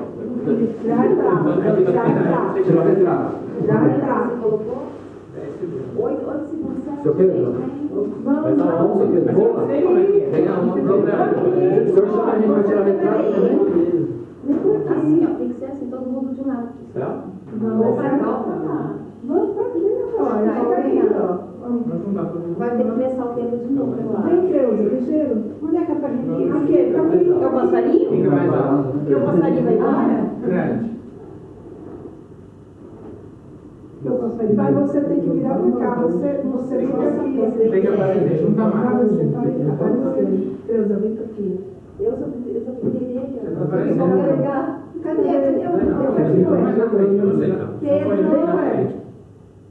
Pedro não tá. Ainda não tá perto, falta. Ah, daqui. Vocês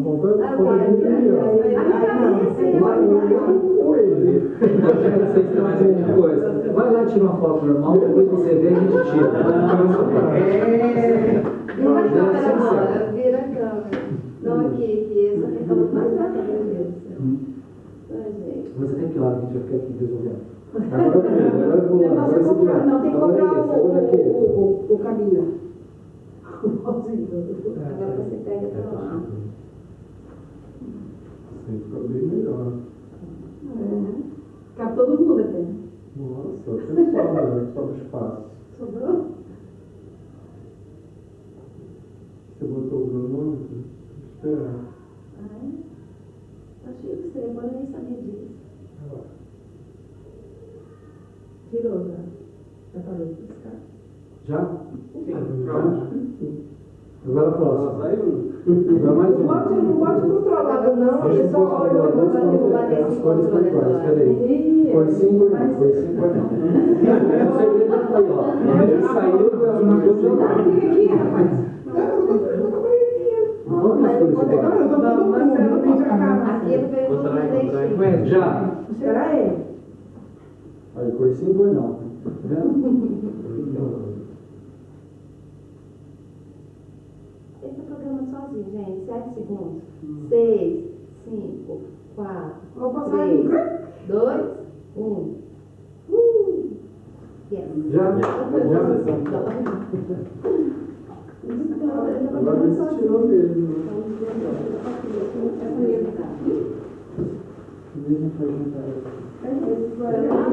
Acabou. Tem dois guaraná aqui, ó. Agora dele. Qual que é o seu? Não, o meu vai não. Eu já Só dá uma licença, gente. Vou trocar a mesa. Por favor, por gentileza.